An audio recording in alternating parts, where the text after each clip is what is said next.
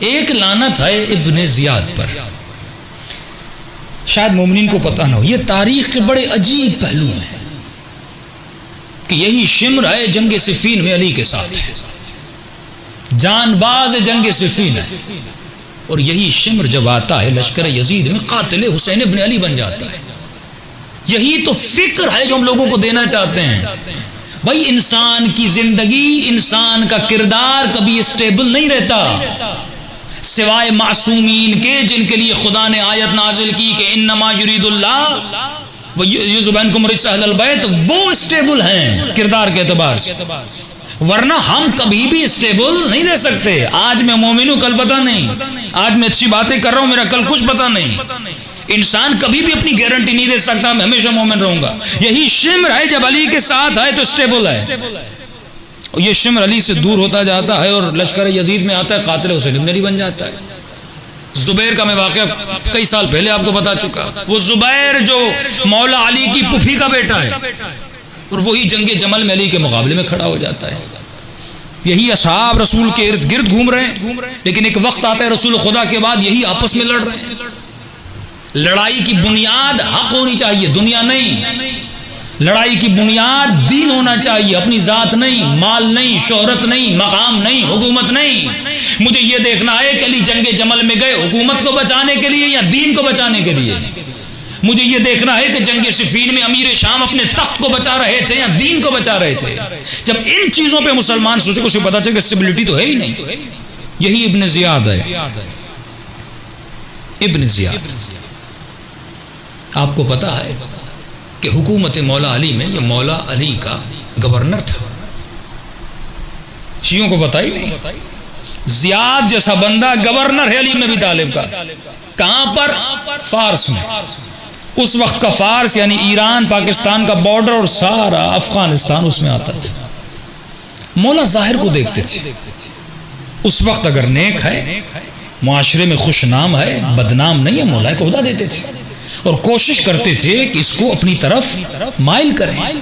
اور یہ ملتا ہے کہ مولا زیاد کی تعریف بھی کرتے تھے، یہ بڑا تیز ہے، بڑا ہوشیار ہے، اس کو مینج کرنا آتا ہے، اور یہ بھی مولا علی کا بڑا پکا مولا تھا۔ عجیب ہے کہ فرماتے ہیں کہ جب یہ مولا کے ساتھ تھا اور امام نے اسے گورنر بنایا فارس کا، تو فرماتے ہیں گورنر بنانے کے بعد امیر شام نے اس کو خط لکھا۔ خط لکھنے کے بعد کہا کہ تم علی کے ساتھ ہو، اے زیاد تم میرے لشکر میں آ جا۔ ابن زیاد خط کا جواب دیتا ہے۔ آپ جب خط پڑھیں گے تو آپ پریشان ہو جائیں گے کہ اس نے خط کا جواب کیسا دیا۔ یہ قسم کھا کر کہتا ہے کہ اے امیر شام، مجھے خدا کی قسم ہے تم کبھی بھی مجھے علی سے جدا نہیں کر سکتے، کہ تو جانتا ہے کہ تیرے بیچ میں اور میرے بیچ میں ہے کون؟ تیرے اور میرے بیچ میں جو ہے اس کا نام علی ہے، جو داماد رسول ہے، جو فاتح خیبر ہے، جس کے لیے رسول خدا کہہ چکے کہ علی حق پر ہے، اور حق علی کے فضائل علی بیان کر رہا ہے۔ اور اس نے کہا کہ تو کون ہے؟ تو اپنے شجرے کو جانتا ہے، تو اپنے حسب کو جانتا ہے، تو اپنے نسب کو جانتا ہے۔ بڑا کڑک سا جواب دیتا ہے معاویہ کو۔ لیکن ایک وقت آتا ہے معاویہ اسی زیاد کو اپنے پاس بلا لیتا ہے۔ میں حوالوں کو ڈھونڈنے کی کوشش کر رہا ہوں لیکن مجھے مل نہیں رہا۔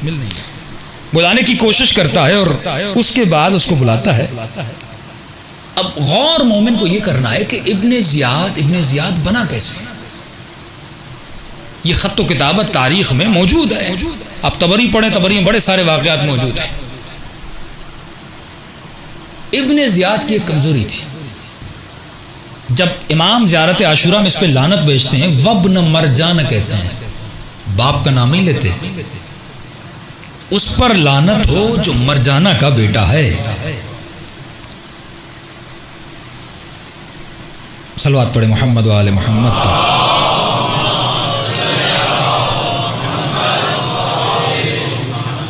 ہاں یہاں پر مل گیا، جو مرجانہ کا بیٹا ہے،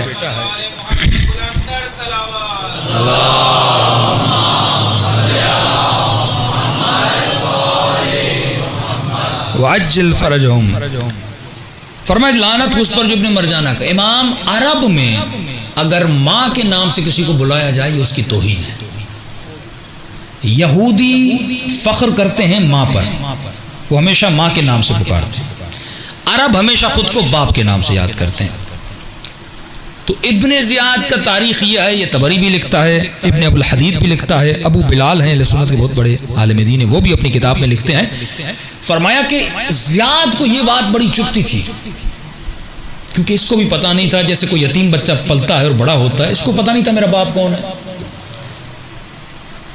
تو کچھ کہتے تھے زیاد ابن ابی، اپنے باپ کا بیٹا، پتہ ہی نہیں باپ کون ہے. کچھ کہتے تھے مرجانہ کا بیٹا، کیونکہ ماں کا پتہ تھا مرجانہ کا بیٹا. یہ بات، یہ اس کی تھی کمزوری. اس سے ہم اسلامک سائیکولوجی میں کہتے ہیں کہ یہ اس کی ویک پوائنٹ تھی. اور شیطان ہمیشہ تمہاری کمزوری کو اپنی طاقت بناتا ہے تمہیں گمراہ کرنے کے لیے. ہمیشہ اس کو لوگ یہ تانا دیتے تھے، یا زیاد ابن ابی کہتے تھے یا ابن مرجانہ کہتے تھے. یہ بات اس کو کھٹکتی رہتی تھی اور ہمیشہ اس تلاش میں تھا کہ میرے باپ کا پتہ چل جائے اور میں بھی دنیا کو کہوں کہ میرا بھی کوئی باپ ہے. معاویہ کو، امیر شام کو زیاد کی کمزوری کا پتہ چل گیا اور تاریخ لکھتی ہے کہ معاویہ نے اس کو خط بھیجا اور خط بھیجنے کے بعد کہا کہ ابن زیاد تمہارے لیے ایک بڑی خوشخبری ہے. کہ کیسی خوشخبری؟ کا تمہارے باپ کا پتہ چل گیا. اس نے تعجب کیا، میرے باپ کا پتہ چل گیا؟ کہاں پتہ چل گیا؟ خلاصہ یہ کروں کہ اس نے کہا بھائی ہم دونوں تو بھائی ہیں. اس نے کہا آج کے بعد تم کہلاؤ گے زیاد ابن ابی سفیان. ابو سفیان بھی بنو امیہ کا کرتا دھرتا تھا نا، قبیلے کا ریس سردار ہو. اچانک یتیم بچے کو پتا چلے میرے باپ کوئی سردار ہے اور میرا بھائی حاکم شام ہے، میں علی کا گورنر، بھائی حاکم شام. اس نے اسی وقت علی کو چھوڑا کہ بھائی میں تو ابو سفیان کا بیٹا ہوں، بھائی معاویہ ہے تو بھائی کی مدد کروں گا، علی کی مدد کون کرے گا. اب علی کی محفل کو چھوڑا اور سیدھا چلا گیا کس کے پاس؟ معاویہ کے پاس. اب ابن ابو الحدید اپنی کتاب پہ لکھتے ہیں کہ اس کو جب بصرے کا حاکم بنایا، دیکھیے ایک ہی لمحے میں جب عدل سے نکلا اور ظلم میں گیا تو اس کی شخصیت کیسے بدلی. ایک ہی کمزوری کو اس نے طاقت بنا کے اپنے لشکر میں بلا دیا. یہی شیطان تمہاری کمزوریوں کو، یہی دشمن تمہاری کمزوریوں پہ کام کرتا ہے. اے جوان، اگر تمہاری کمزوری نگاہ حرام ہے وہ تمہیں نیٹ میں گمراہ کرے گا. اگر تو کسی نامحرم کے دھوکے میں آ جاتا ہے، اگر یہ تمہاری کمزوری ہے، کسی جوان کو دیکھ کر اس کے حسن میں پڑ جاتا ہے، یہ اسی کمزوری کو طاقت بناتا ہے اور کسی کو اپنے ملزم بنا دیتا ہے. یہ لعنت ہے جو زیارت عاشورہ میں 100 بار لعنت بھیج اس کے کردار پر، جس کردار نے اس کی کمزوری کو کمزور کر دیا، جس کردار نے اسے دشمن حسین بنا دیا. اب ابن ابو الحدید لکھتے ہیں کہ اس کو بصرے کا حاکم بنایا. یہ بصرے میں ہے، اس زمانے کا بصرہ بہت بڑا تھا، یہ آج بصرہ بہت چھوٹا ہے. حاکم بنا. ابن ابو الحدید اہل سنت کا، جس نے شرح نہج البلاغہ لکھی، کا یہ منبر پر گیا، لوگوں کو کہا، خلاصہ کروں آج وقت بہت ہو گیا، لوگوں کو کہا اس کی ٹیکنک خوف اور ورع کو پیدا کرنا. لوگوں کو کہا کہ نماز عشاء کے بعد قاری سورہ بقرہ پڑھے گا اور بقرہ کے ختم ہونے تک مجھے سب لوگ گھروں میں نظر آنے چاہیے. بصرے کی گلی میں بھی اگر مجھے کوئی نظر آیا میں اسے قتل کر دوں گا.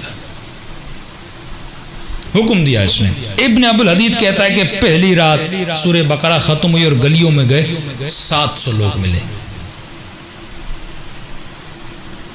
700 لوگوں کے گلوں کو کاٹا گیا.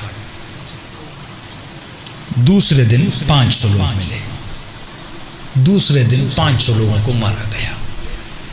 تیسرے دن ایک آدمی ملا اور وہ آدمی بھی وہ تھا جو بصرے کا نہیں تھا، بیچارہ باہر سے آیا تھا. ایک بدوی عرب تھا، اسے پتا بھی نہیں تھا شہر میں یہ اعلان ہوا ہے. بیچارہ اپنا اونٹ لے کر آیا اور اونٹ کو چرا رہا تھا. سپاہیوں نے پکڑا، ابن زیاد کے پاس لے گئے. اس نے زیاد کو کہا بھائی مجھے تو پتا ہی نہیں تھا، پتا ہوتا میں شہر میں آتا ہی نہیں. زیاد نے کہا نہیں، اگر قانون کو نافذ کرنا ہے تو تجھے مارنا پڑے گا، اور اسے مار دیا. وہاں پر ایک نبی کا چاہنے والا اٹھتا ہے، فرماتا ہے ابن زیاد یہ جو تم حکم چلا رہے ہو، جو ظلم کر رہے ہو، یہ شریعت مصطفیٰ نہیں ہے. یہ جو حدیں جاری کر رہے ہو یہ رسول کا قانون نہیں، یہ تمہارا اپنا بنایا ہوا قانون ہے۔ کیا تم نے قرآن نہیں پڑھا؟ من قتل نفسا بغیر نفس او فساد فی الارض فکانما قتل الناس جميعا، جس نے ایک انسان کو بے گناہ مارا اس نے گویا پوری کائنات کو مار دیا۔ اس نے کہا یہ قرآن مجھے نہ سناؤ، اب یہاں پر وہی چلے گا جو میں کہوں گا، دین وہی ہے جو زیاد کہے، شریعت وہی ہے جو زیاد کہے۔ صلوات پڑھے محمد و آل محمد۔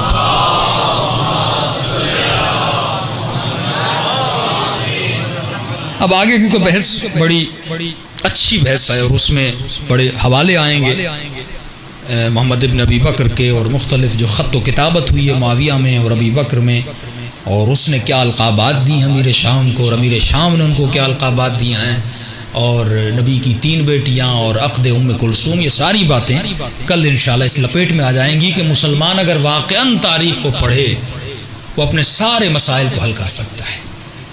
جنگ ہے جنگ اقتدار، جنگ ہے جنگ نفس، جنگ ہے جنگ ہوا و ہوس۔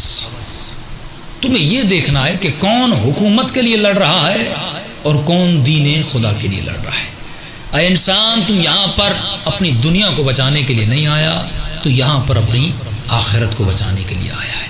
تو اپنے عمل کا مالک ہے۔ آواز آتی یوم ندعو کل اناس بامامہم، تجھے قیامت کے دن اسی کے ساتھ اٹھایا جائے گا جس کی سوچ کو تم نے فالو کیا تھا۔ اگر تم نے مصطفیٰ کی سوچ کو فالو کیا تو مصطفیٰ کے ساتھ اٹھائے جاؤ گے، اگر تم نے یزید کی سوچ کو فالو کیا تو تم یزید کے ساتھ اٹھائے جاؤ گے۔